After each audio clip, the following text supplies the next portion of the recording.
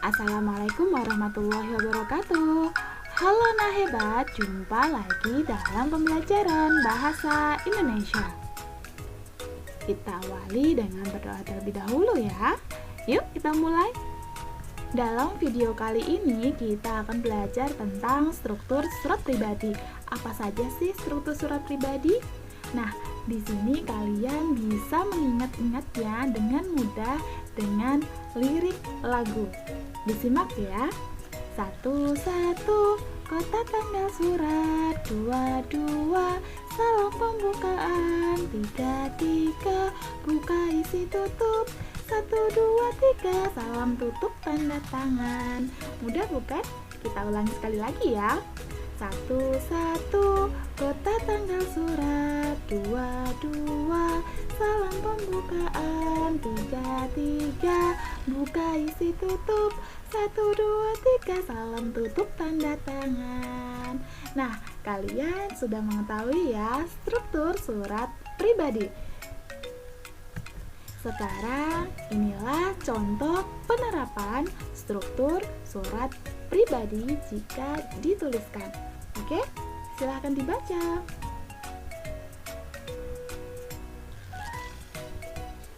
Yuk kita analisis satu persatu struktur surat pribadi. Mari kita mulai. Struktur yang pertama, terdapat tempat dan tanggal pembuatan surat.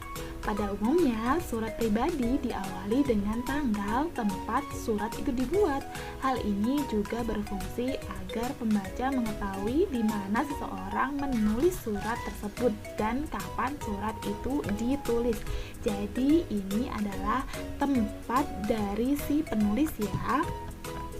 Informasi ini terletak pada bagian kanan atas surat. Dianjurkan untuk menyantumkan alamat pengirim. Jika alamat surat tidak dituliskan, dapat menulis kota dan tanggal surat. Seperti kalau kalian berada di Yogyakarta, penulisannya adalah Yogyakarta 25 Agustus 2020. Jadi penulisannya, kotanya harus menggunakan huruf kapital dan nama bulannya harus menggunakan huruf kapital juga ya.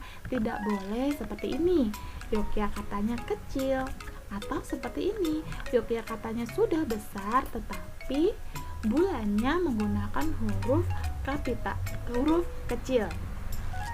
Atau seperti ini, sudah benar Yogyakartanya menggunakan huruf kapital, bulannya menggunakan huruf kapital, tetapi kalau penulisannya ada seperti ini, tanda seperti ini, itu salah ya.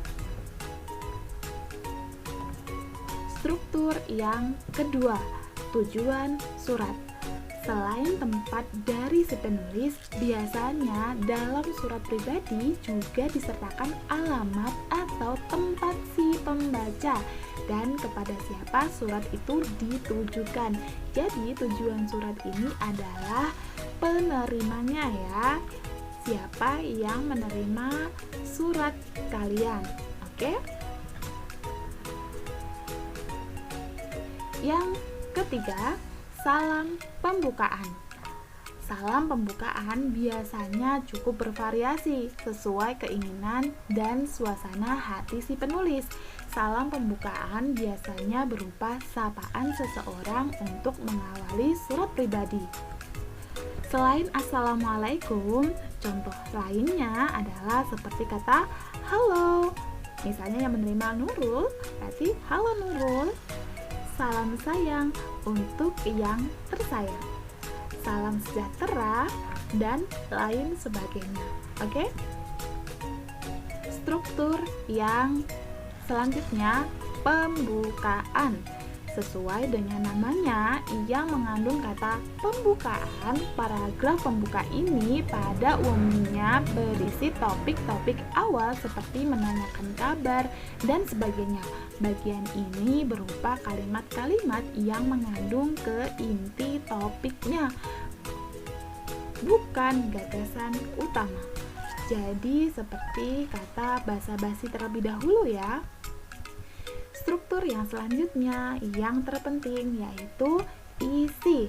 Paragraf isi merupakan paragraf yang merupakan inti topik, jadi yang terpenting atau gagasan utama atau tujuan sebenarnya dari si penulis surat.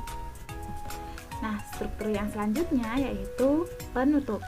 Nah, kalau paragraf pembuka berisi kalimat-kalimat untuk membuka pembahasan, maka paragraf penutup untuk menutup pembahasan, seperti pernyataan untuk menyudahi suratnya, atau undur diri menyatakan bahwa penulis mengakhiri surat. Paragraf penutup bisa berupa permintaan maaf, harapan penulis, dan sebagainya. Nah, struktur yang selanjutnya yaitu ada salam penutup. Sama halnya dengan salam pembuka, salam penutup dalam surat pribadi juga beragam untuk mengakhiri surat. Seperti contohnya selain dari kata wassalamualaikum, ada kata salam, salam manis, salam hangat, salam kangen, dan sebagainya. Struktur yang terakhir yaitu identitas pengirim, terletak di bagian bawah ya. Biasanya setelah memberikan salam manis, di bawahnya akan ditulis juga nama pengirim dan tanda tangan. Namun karena menulis surat pribadi pada dasarnya bebas, jadi nggak masalah kalaupun nggak ada tanda tangan atau mencoba dengan tanda lainnya, tergantung keinginan dan suasana hati penulis. Nah, kurang lebihnya begitu ya penjelasan mengenai struktur surat pribadi. Gimana? Mudah banget kan? Sebenarnya nggak ada kriteria khusus untuk menulis surat pribadi. Enaknya kalian aja kalau ngomong ke teman kalian atau ke kerabat kalian gimana. Bahkan tidak apa-apa loh buat pakai bahasa gaul sekalipun, selama orang yang dituju atau yang kalian kirim itu mengerti apa yang kalian maksud. Kalau kalian mau bikin surat buat orang-orang terdekat kalian atau orang-orang spesial, bisa banget nih dengan penuh ketulusan kalian, pasti orang yang baca seneng kok dapat surat dari kamu. Buat kalian yang masih belum begitu paham, bisa baca contoh surat pribadi di link deskripsi di bawah ya. Semoga video ini bisa membantu kalian. Selamat belajar. Terima kasih. Wassalamualaikum.